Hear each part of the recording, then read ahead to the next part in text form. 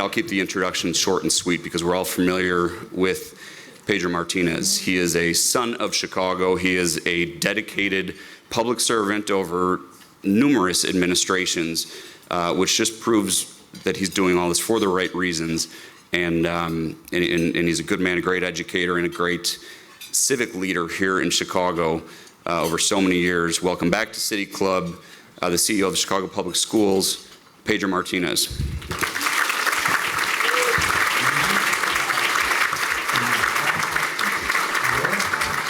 Cue the video. When I think about, in my wildest dreams, what opportunities I would have wanted, this is what it looks like, everybody. We think about how do we make sure that we set you up for that success, whatever that dream is, and you have all these adults, everybody, that are here to help you be successful. So I want you to feel that's the number one thing. What I hope for you, I want you to find what ignites you, where you say, you know, this is exciting for me. You know, this career path, if it's cybersecurity, if it's technology, if it's something that's related to it. I want it to be exciting for you. Because my dream is that years from now, you're gonna say, look where I'm at today. Look at the difference it made for me, for my family, and look at what I'm able to do today.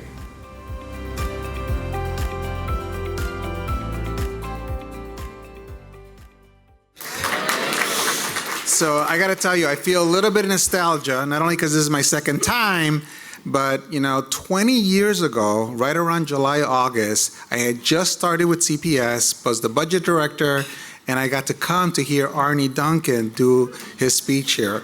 And so there's just a little bit of nostalgia in this room when I think about that was 20 years ago.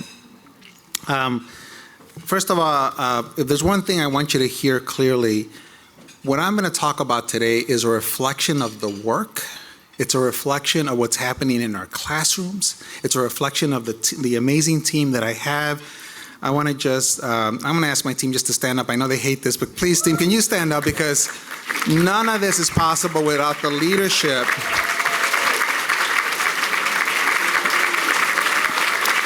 And I got to remind everybody, we have over 40,000 staff. So this team has an enormous responsibility, right? The fourth largest district in the country. I want to again just thank our elected officials. I will tell you, one of the things that's been so heartening for me is the amount of support we have from our elected officials, especially our city council, because again, not that our state officials don't deserve love, but God, our city council members, they're with me at school visits. We are in the work together. So I just want to thank you and call that out because you are in it every single day in your communities. And of course, I want to really thank the mayor. Mayor Johnson and I, from his election, he and I started meeting, we started having conversations, building a relationship. And I told him, when he started talking about fully supporting schools, fully funding schools, having schools be the center point of our city, I said, you got me. You got me. And so I just want to thank him for his leadership and how excited we are. I know I saw board member Tanya Woods, but I also want to thank our school board because everybody, you know this, and those of you who served on boards, those are works of God. And because, the amount of pressure and responsibility, so I just want to acknowledge our amazing board, not only member Woods, but all our other board members who do this work every day on behalf of our children. So we're going to go right into it, everybody, because I have a lot to talk about. So it was a year ago that I was here in front of you. And I was making some comments, because I'm not shy. I'm a kid from inner city Chicago, so I am not shy about this. I said, you wait, we're going to have a strong academic year. You wait, this is the first year of our 3-year recovery plan from our blueprint, and I'm going to show you, because I'm seeing what's happening in our classrooms. My team and I were in schools every week. We are seeing it. So today, again, this is what we're going to talk about. And I knew when I said these statements that this was possible because of the tireless efforts of our educators, school leaders, and our steadfast commitment to equity and everybody, nothing is by chance, okay? So anything that you're seeing, there is nothing by chance. It doesn't mean that we got it right, but there is a strategy, there is research. We have amazing research partners that we work with. Everything is driven by practice and what we feel is the best to put the district in the right position. And so one of the things, of course, that happened to our district as well as the rest of the country is we got hit with COVID-19, this amazing pandemic. And I will tell you, it scared the heck out of us. Not only because we were seeing what was happening with our health, with people dying, people that were close to us, but we also saw our proficiency rates. All the work that CPS had been working at for almost 2 decades was at risk. And so we pivoted. We had a 5-year strategic plan that never got a chance to really get off the ground. We created a 3-year blueprint that took those components from the strategic plan, and they were laser focused to deal with what we were seeing with the pandemic to make sure our district was coming back. So here's the question. Did our work pay off? Was this the year of recovery that we believed that it could have been? And I am pleased to answer, the answer is yes, with some key caveats. Not only are our students recovering, but their successes are allowing us to use adjectives like highest ever, record-breaking, in ways that have even exceeded our own expectations. Now, with those caveats, we have a ways to go, everybody. We have a ways to go. I will never say that we're there, but it is a good start. Remember, this was year 1 of our recovery, right? I'm gonna keep saying it, it's year 1. So for all the critics in the room and out there, it's year 1, okay? We do this work for the long run. That is who we are.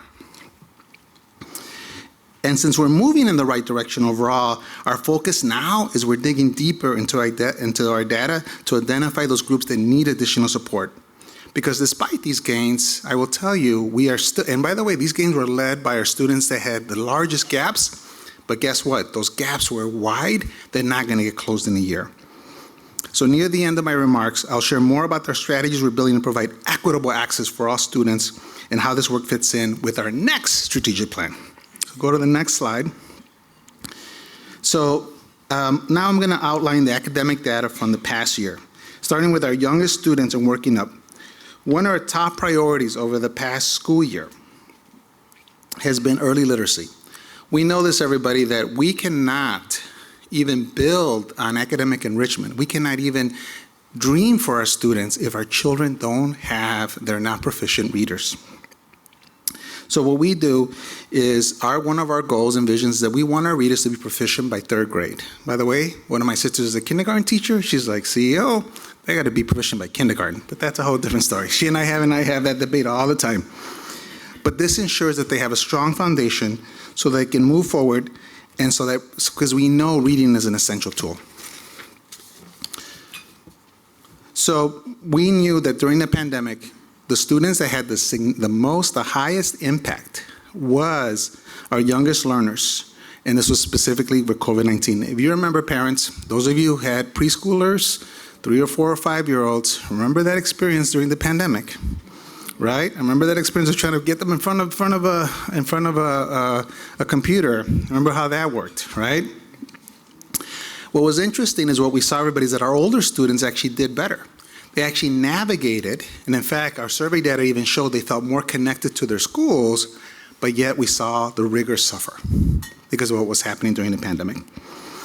So what we do, everybody, is we have a diagnostic that we apply 3 times a year, beginning of the year, middle of the year, end of the year. By the way, this is the first time that over 90% of our schools are using a common diagnostic, right? Opportunities that happened during the pandemic that we didn't have before. And so because of that, I can share with you actual evidence of what's happening in our classrooms. So what we saw was that overall, the percentage of students reaching proficiency more than quadrupled, increasing from 9% at the beginning of the year to 39% at the end of the year. And what I want you to understand when you think about the 9%, that is a function of what our children don't have access to and experiences in their daily lives. Okay? So for my middle-class families, when you're taking your children out to different field trips, you're having different trips around, that vocabulary, those experiences they're building, you have to understand the majority of our children don't have that kind of life. So they're going to start low. And I don't care whether you're in Chicago, I don't care if you're in San Antonio, where I was here before, you're in Denver, or you're in Las Vegas. Every city is the same. The percentage of black students' proficiency level, by the way, increased from 5% to 32%. And the percentage of Latino students reaching proficiency increased from 5% to 31% by the end of the year. So they increased sixfold. So they actually even outperformed the rest of the district, but that is the growth they had all in 1 year. Of course, the work will never be done. We got to get to 100%, right? But when you're building these foundations, think about what's possible as we continue to do this. Now let's go to our older students. Our latest data from students from 3rd through 8th grade, these students, they take an assessment called the Illinois Assessment of Readiness, and this is to track their readiness in English and in math. And I just got to say this, because I have the podium. Our IAR assessment, so I want you to understand this context. There was a study pre-pandemic that looked at the IAR assessment to all the other state assessments in the country. And guess where IAR assessment was in terms of rigor? It was in the top 5 in the nation. Even more rigorous than our national assessment called the NAEP assessment. That was a study that was done independently, everybody. So think about what that does. So whenever you see these results, I want you to keep that in mind. So when you have a more rigorous assessment, what do you think happens to the results?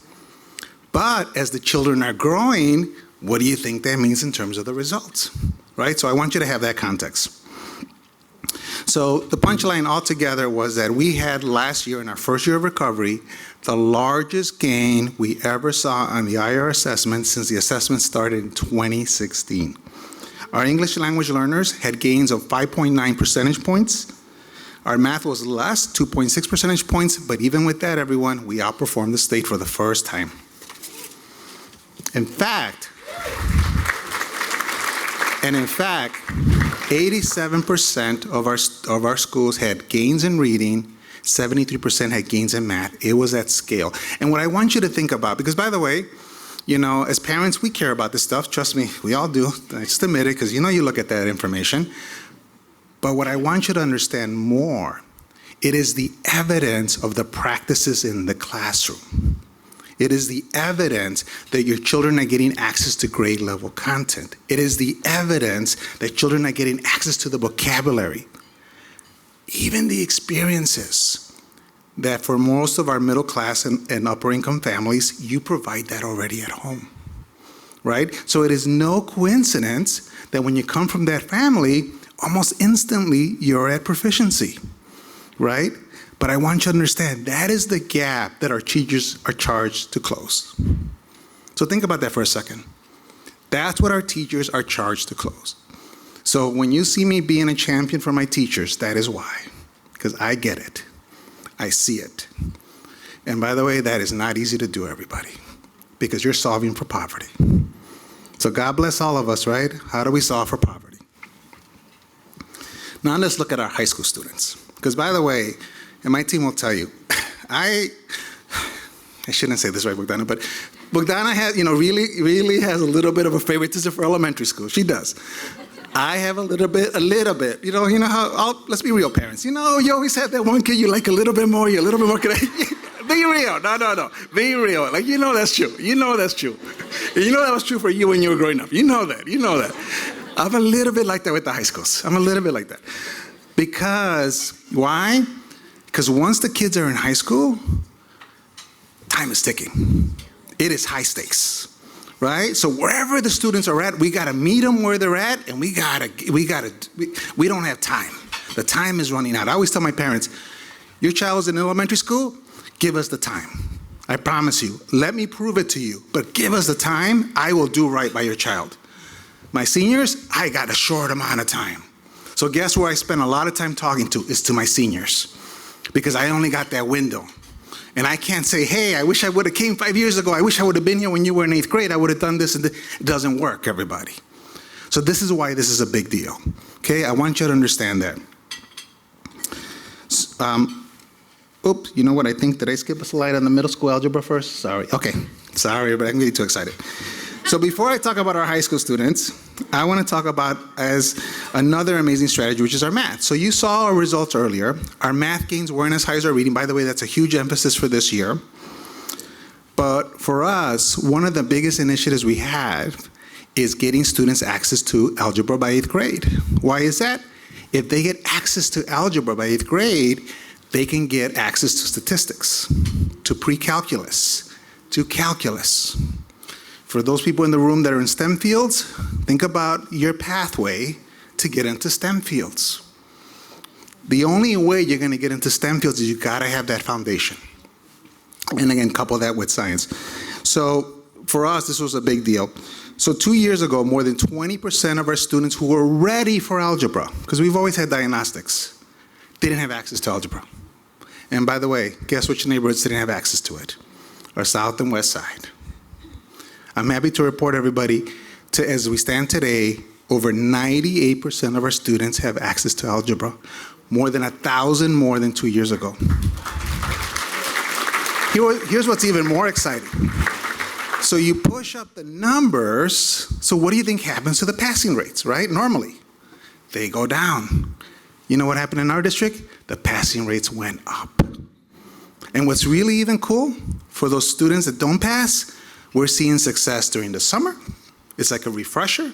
And worst case scenario, they take algebra again in 9th grade and they breeze through it. Because who the heck made the rule that you gotta have, algebra by age 13, right? It's our educational system. So that is the worst case scenario, and we know that algebra is the gatekeeper course for that math pathway that lays the foundation for STEM. So regardless, it's a win-win for everybody, but I will tell you, the vast majority are passing it, but even the students that are not, we go deeper. We're like, okay, we got summer programs, okay? Worst case scenario, we'll do something, as they start 9th grade. So now let's shift to high school. So I gotta tell you this, our class of 23, a phenomenal class, one of our strongest classes ever. Record graduation rate of 84%. That is more than doubled since 2001. And I gotta say this, everyone, if you go back to 2001, now I graduated in 1987. I know I look younger, but trust me, 1987, I can show you birth records. So 1987, imagine what the graduation rate was then. So anybody who was in CPS during the 80s, 90s, and I would say 70s and early 2000s, if you weren't going to Lane Tech, if you weren't going to Whitney Young, by the way, Northside Prep, Walter Payne they were just getting opened. They were just getting their first cohorts. It felt like survival. It felt like, God, we made it. I don't care if you were on the south side, the west side, anywhere in the city. And I always tell my students, ask your family members during that era, if they went to a CPS high school, how many freshmen they started with and how many seniors they ended with. I started with 700 freshmen, I ended with 170 seniors. Half of us that went to college. So when you see this rate go up, it is a huge deal. Because when you hear me talk later about what the goal is here, which is economic and social mobility, I'm going to cut to the chase. How the hell do you have social and economic mobility if you can't even graduate from high school? And think about anybody who I ever met, because I've been doing this for more than 20 years, and I asked them, hey, what was your academic path? When they're a student that dropped out or had to go back get their G, like the voice changes. The tone changes. You know what I mean? They're like, oh, I dropped out. Like, what? Oh, I dropped out. It changes. That follows you as an adult, everyone.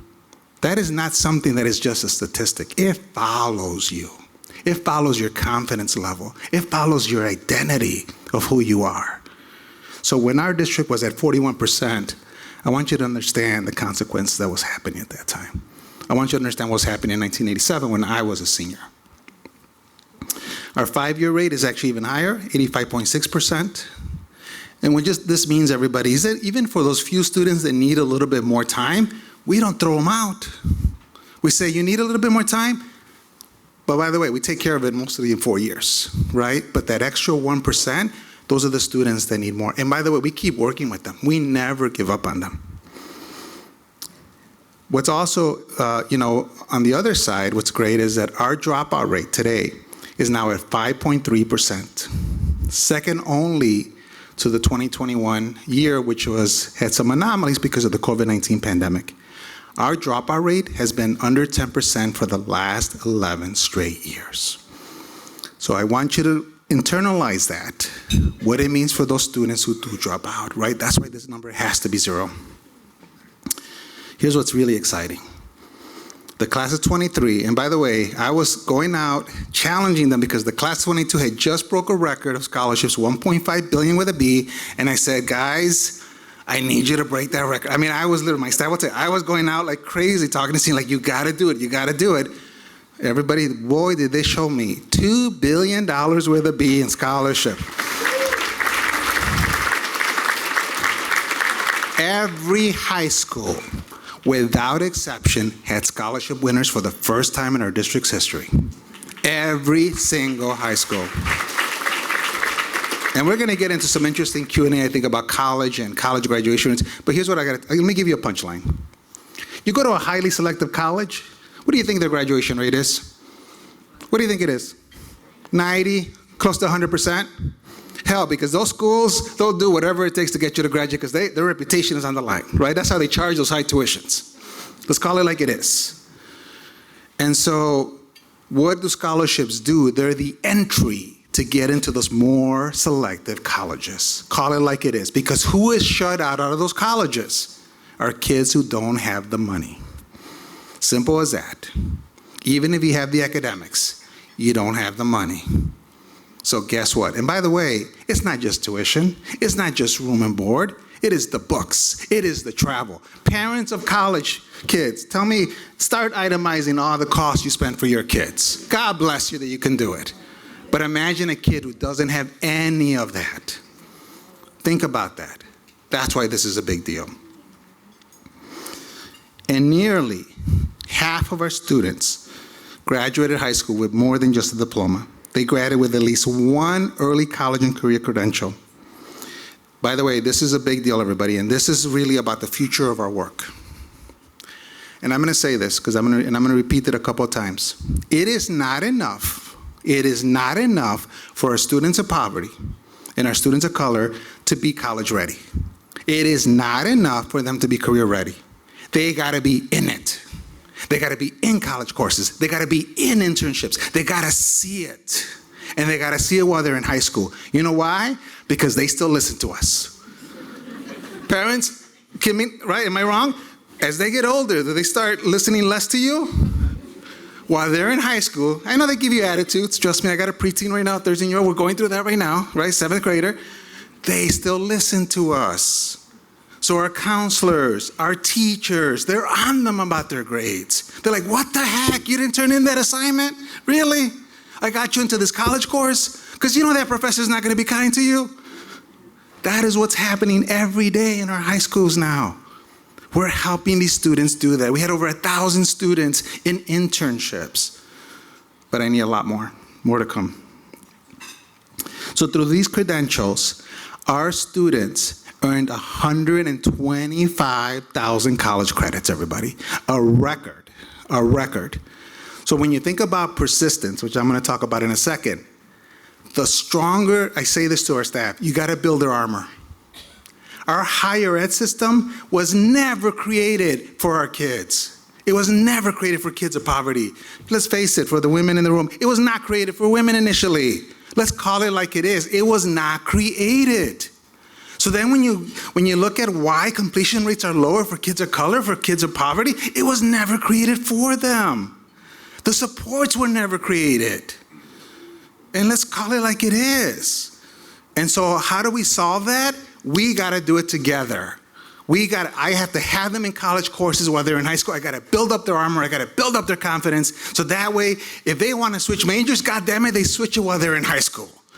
They don't switch while they're in college. That's why it takes 6 years to graduate, everyone. That's what it does. I mean, again, I hate to be the master of the obvious. My wife tells me, like, you're the master of the obvious. Yes, I am. Because I feel like I have to yell at it. Because I feel like it gets lost out there in the ether. I think because as we get older, we forget. We forget what it meant to be that high school student.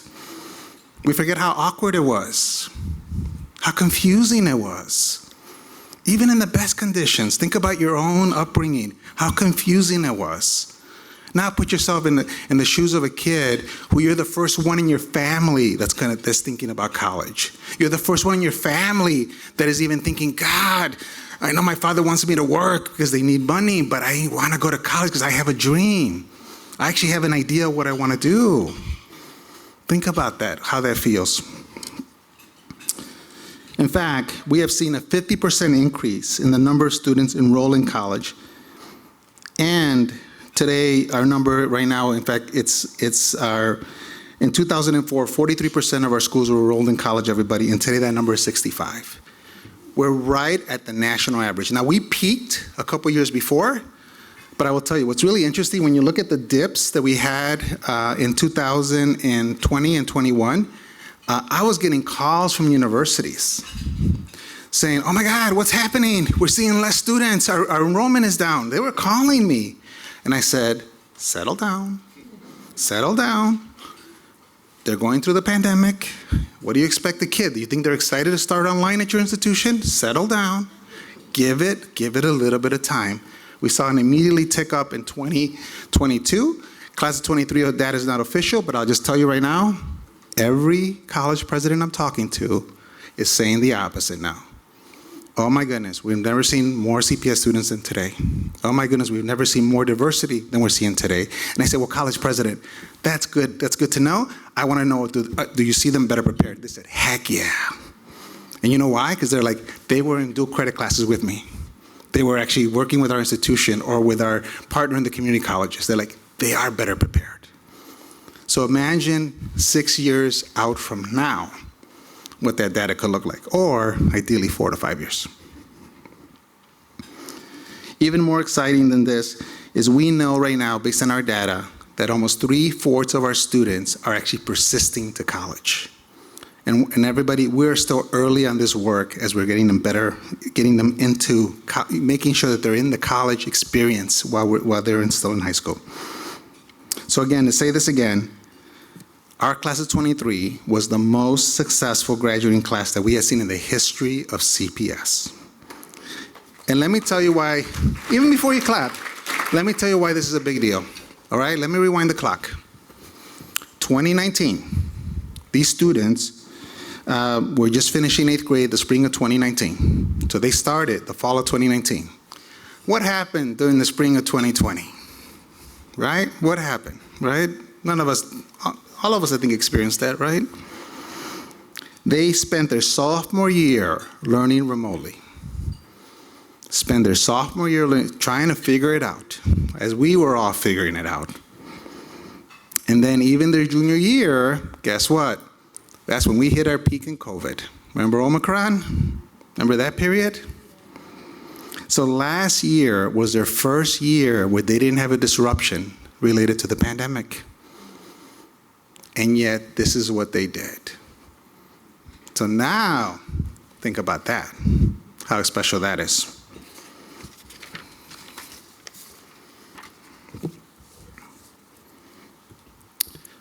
And, you know, to be clear, everybody, again, it's not that we're there, not that we've achieved what we want, but I want you to understand the momentum that we're building. And we have to continue to build on these gains. And we have to continue to acknowledge it's not being felt equally across our community. It's not being felt equally across all of our students. Let's own that. But also celebrate what is happening in the foundations. Because again, everybody, the data that I'm sharing with you, it is evidence of what is happening in our schools. It is evidence of what's happening in our classrooms. It is, I want you to picture these students, I want you to picture these teachers and counselors working with the college professors, that some of them are not that nice, and saying, hey, it is students saying, what the heck, this is an awesome opportunity to go take a college class. Heck yeah, I'm gonna do that. It is students taking more advanced placement courses. It is students taking more international baccalaureate courses. Because they are saying, okay, I need to be better prepared. I got to have my armor built, right? Because I don't have the benefit of all my siblings that went to college. I don't have the benefit of my parents having college diplomas. I don't have that benefit. Cards weren't dealt like that for me, and they're taking advantage. So we rely, the other thing that we want to, as we think about leading indicators, we rely on a metric developed by the University of Chicago called Freshman on Track, which is one of our most accurate indicators of future success. And what this is telling us right now, everybody, as we think about sustainability for future graduation rates, and you saw the college rates rising, the persistence is rising, scholarships are rising, college credits are rising, this is one of our leading indicators. And we know that our freshman on track rate right now is at 88.7%, almost at a record level. So we're sustaining and we're going to grow this.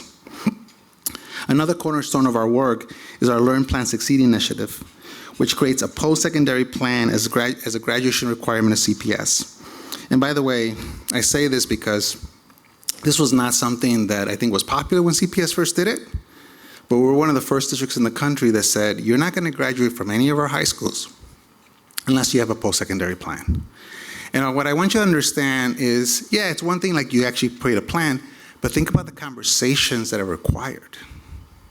And by the way, what we're doing today, more than ever, is working with our counselors to expand the options for our students.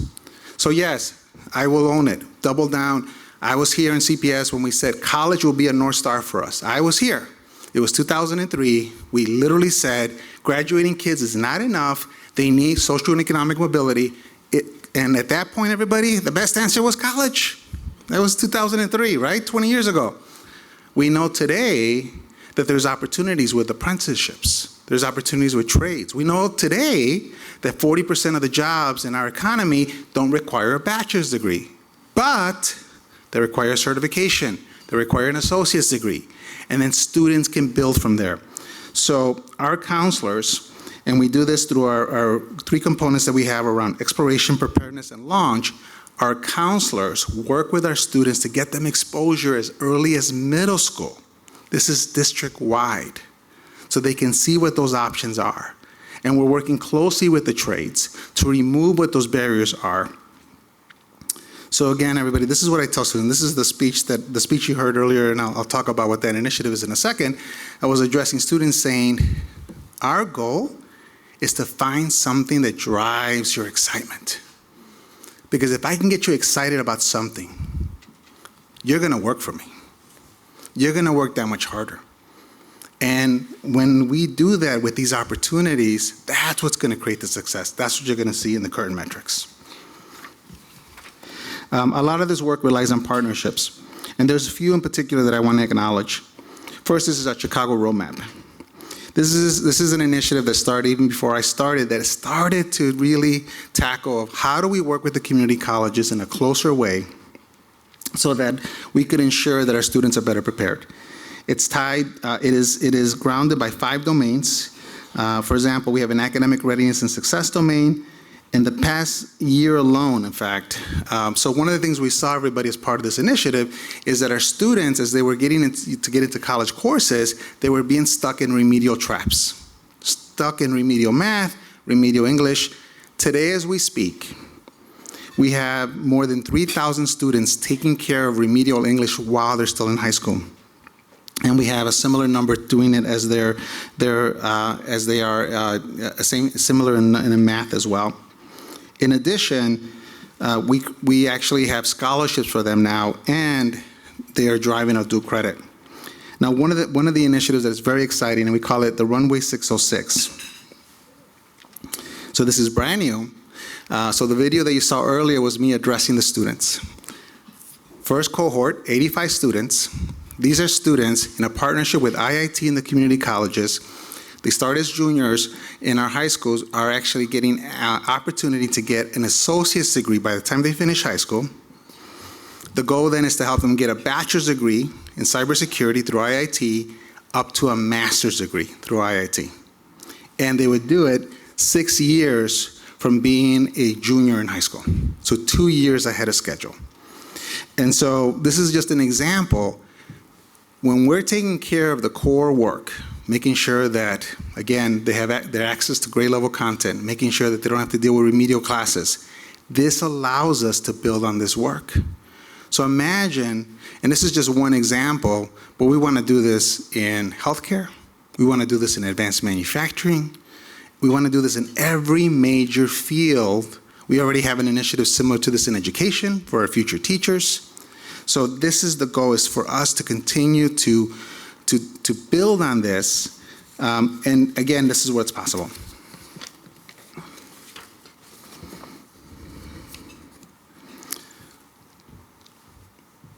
So again, everybody, I want to acknowledge with all this work that's happening, we will continue to still work longer term to make sure that we address achievement gaps, because as we're building these programs, one of our goals is making sure that we acknowledge that we still have these gaps. And we know that as we think about, again, all these gains, we still have to ensure that they're being felt throughout our city evenly. So I'm going to talk right next about our strategic plan. So one of the things, everybody, that we've been charged with is making sure that as we think about the future, building the next plan that builds on this work, that continues the success, but also addresses the persistent gaps that exist to our community. And we're going to make sure, and the strategy you're seeing, in fact, if you don't mind, let's go to the to credit real quick. Right there. One of our most promising initiatives that we have right now is, for the first time in our district, we are seeing an initiative at scale where we have no racial gaps. What you see in front of you is students that are getting at least a semester of college credit, and we're growing the program by 20 to 30% a year. And what's great is that it is our high schools that don't have the enrollment to have a lot of advanced placement courses. Sometimes they don't have the enrollment to have a strong IB program. These are the high schools that are really jumping on this. And by the way, the demand is getting so strong that, again, our goal is is making sure that we just monitor the growth, but we're seeing this as one of our key strategies. So I share this with you as we think about the future. And let's go to the strategic plan slide, sorry. So as we build our strategic plan, this is going to be one of the hallmarks of the work. And let's just end with our partnership, and then we'll go to questions. So what I will, again, put to everybody, what if, as a community, as a district, as a city, as the world of philanthropy, our community-based organizations, our employers, what if we all collectively own social and economic mobility? I want you to think about that for a second. What if we actually owned it and we said, that is what we're going to be about? We will do our part. We'll work with higher ed to do their part. Imagine if we did that. The work that we're doing right now, and you saw the list of partners that we have, we cannot do this work by ourselves. Again, I'm going to repeat. My teachers have been charged with trying to solve poverty. That is what their charge is. We don't talk about it explicitly, but that's what it is. That's what the metrics show us. That is their biggest challenge. And it takes all of us to work on that. But this slide should be 10 times bigger for a city like Chicago.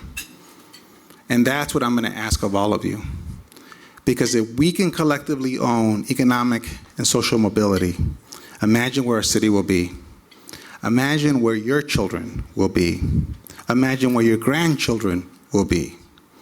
That is the opportunity ahead of us. And what I'm showing you today is that with some strategic investments, with some good research-based initiatives, with the right partnerships, look at what's possible with all the challenges that exist in this city. And I can say this because I love this city, it's my city, but it is a tough city to be in.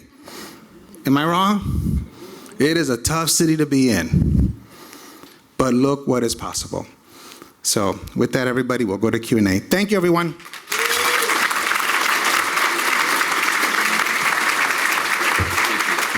Catch your breath there. Thank you, Pedro. quite obvious why you're such a great leader, and we're fortunate to have you here in Chicago. We have a number of questions. We're going to squeeze a couple in. If you do, I see there are a couple out there. Amanda's going to bring them up, but we'll try to keep this quick. With enrollment and this is coming from Susan Snyder, with enrollment shrinking, why aren't overhead costs also going down? So a couple of things again, and it's a great question. So first of all, our enrollment is actually stabilized for the first time in 10 years. We didn't talk about that. So, and by the way, we were seeing enrollment stabilize even last year as we were coming in. And of course, now with our migrants, we're even starting to see a tick up in enrollment, although it's too early to tell whether that will be permanent. I will share with you that what is happening today in our classrooms, it is because of the investments we have made to provide those resources. Our overhead is still one of the lowest in the country. It's about 4 to 5%. Think of your organization. What is your overhead? That is our overhead, everybody. Now, we have scale on our side, so I want to call that out. But the dollars are in the classrooms. The dollars are in the supports for the students, and that is the commitment that we have as a district. And so always we'll look for efficiencies, don't get me wrong. But with that, again, I need to make sure my teachers have the tools, that they have the systems and supports to be able to serve our children. Because again, everybody, we're dealing with poverty, we're dealing with violence, we're dealing with all the challenges that are in our neighborhoods and our schools. We have to make sure that we're serving these children in the best way possible. All right, Gregory Schaefer asked, do you have a problem with fentanyl? And I think he means CPS as an institution. And if yes, how are you addressing it? I'm reading this. So very serious issue. Yeah, no, it is a serious issue. So we are partnering actually with the city, the Department of Health. You're going to see parents, I don't want you to get surprised, you're going to hear about Narcan being in our schools, because again, whether we like it or not, it is always a risk. And it's better for us as a district to be prepared. It's better for you as parents to be prepared. Here's the reality, folks. It is harder to be a parent today than ever before. The availability of these things are more than ever. And it doesn't matter what your income level is, by the way. So again, just count on us to be partners, but we are partnering with the Department of Health to address this issue. It's not as significant in Chicago as it is in the suburbs, but it doesn't matter to me, because no matter how many children it is, we have to be ready to make sure that we can save their lives. And 3 questions, and they seem to be coming from the same area. So I'm going to credit this to ingenuity and combine a couple of your questions into what will be, let's see, what role will the arts and arts education play in CPS's new strategic plan? And how can partners like ingenuity help? Yeah. So know this, no more will we ever go back to a period where children will not have access to the arts in our district. No more. Those days are long gone. Here's the help we need, though. Our colleges of education don't produce enough art teachers because that was not a priority for our district. And in fact, our team right now is actually building, and we have an amazing new leader for our programs, which I'm very excited to have, and I know he's going to have a strong vision. But what we're going to need is a lot of collaboration, because we have an amazing, culture of art here in Chicago. So I want us to tap into it, and unfortunately, we're behind everybody. Let's just call it like it is. We're behind because these are relatively new investments, and so you have my commitment. I will tell you, we know that the arts promotes learning. We know that the arts promotes engagement. It is a hook for our children. And so we got to invest, as well as athletics, as well as extracurriculars. We all know this. How many of you as parents who have middle school and high school schoolers have your kids in this type of activities already, whether they're in their school or outside of school, right? We have to replicate that, because again, not all of our parents have the means to do it on their own. There are a few more, but we're a couple minutes over. And one more because, it's Curtis Tarver. What are you doing to eliminate testing 4-year-olds for a handful of quote-unquote, good schools? Are you willing to reassess what's on the test so more students can prepare and have a choice to test better and attend these schools? Yeah, it's actually a great question. It's a good one to end on. So one of the things that we are looking heavily at is our current practices around testing kids in at a young age. So just know we're asking those questions ourselves. Here's what we're building, everybody, and it's going to take us some time. Our vision is that every school will have the experiences that our children need to be successful. They will have the academic rigor, will have the academic enrichment, will have the arts. The reason our magnet schools are so popular for our parents is because they don't worry about their children being challenged. They don't worry about their children getting access to grade level content. And on top of that, they get enrichment, right? So who's not gonna want that? And the one thing that I remind our team, these investments that we're having in our schools, they're relatively new. Right? So for our families that are experiencing it today, they're seeing a difference, and they're telling us they're seeing a difference, but it's gonna take time. For our new parents, when you just have a 4 and 5-year-old, oh my God, when I hear like, I gotta get my child ready to get tested, like, what are you talking about? You gotta get them to get tested. So let's have the conversation about the schools that exist. In the meantime, we are gonna look hard at these policies because they have unintended consequences. And especially around excluding our children who frankly need need that enrichment even more because they don't have the means at home. Last thing, everybody, I just want to call this out. I got so passionate about my speech that I went off script, so I apologize to my team for this. But we have the Children First Fund that's here in the room, and I could not do this work without their partnership. So please, it is one of the easiest ways for you to get involved is through our Children First Fund. And I'll just end with this. When I look at this room, when I look at the people that are our supporters that are not even in this room, we can accomplish amazing things. There is nothing that we can't do together. And what I will tell you, what I'm showing you is the evidence that our children already know that. They know that. They've been waiting for us. They've been waiting, they're like, I knew I could handle a college class. I was just waiting for somebody to offer it to me. I knew that I could get a scholarship. I was just waiting for that extra support to help me understand what's available. So for employers in the room, my students are ready. And by the way, they will be the most loyal workforce you're gonna have. Why? Because they listen to us. They're still in high school. They do. You get to shape your future workforce. Philanthropy, there's no better investment than our students. Look at the results. There is no better investment than our teachers and social workers and counselors and school leaders who get to know these children every single day.